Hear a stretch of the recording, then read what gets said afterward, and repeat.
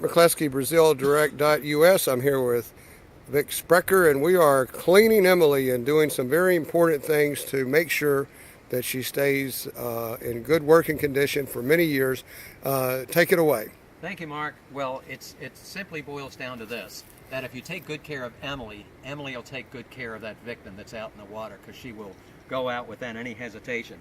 Now, typically what I do, we've already cleaned Emily out from the bottom to the top, and now what we do is we go ahead and notice I have, it's called T9, it's Bow Shield, the best stuff that you can get as far as protecting Emily and all of her moving parts. So we go ahead, spray that right on the drive shaft, and then on any metal part whatsoever. So we do and then I take it and I put it over here on the cleats. So, and I cycle that, make sure there's no sand in there. I cycle that, make sure there's no sand in there. Then the two cleats on the inside. That's good.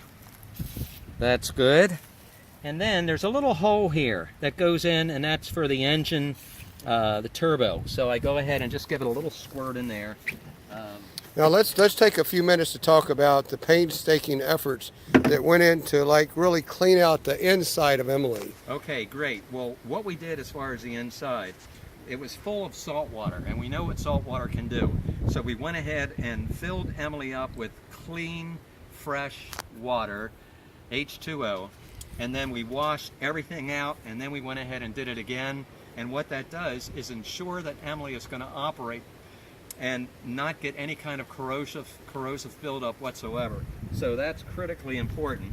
And then what I do after I've washed it out, I dump it out, and now's the time. I've checked for all my hoses to make sure those are all secure, everything is fine. But the only reason why I suggest doing that is because if we go in extreme conditions, and maybe one of the oil and gas platform people have gone ahead and thrown Emily from a great distance, she will go ahead and go through tremendous waves and get bounced back and forth, and it's conceivable that one of the wires could come loose. So it's a good idea. Now what I'm going to do, I'm going to spray all the metal components. Notice there's the drive shaft, metal, so that's what I'm doing. Here's a little cleats down here. I'm spraying those. Just good preventative, taking care of Emily. And like I said, she will last and last and last. So even on the top, I spray these little screws.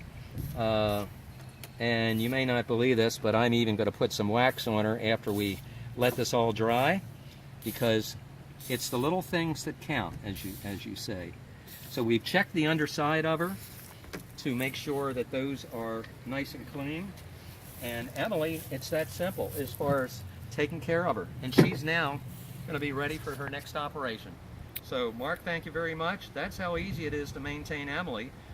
We go ahead and then, after these lids have been cleaned off, we go ahead and I don't put them back on until I've left her out in the sun or made sure that she's completely dry. These are dry because, of course, anytime we have differential of weather conditions, hot and cold, she can go ahead and sweat. So once I know everything is completely dry, I then go ahead and put these simple lids back on that'll prevent any water from getting inside. So thank you, Mark. That's about how easy it is to maintain Emily. That's a wrap. Thank you, Vic. Thank you, Mark.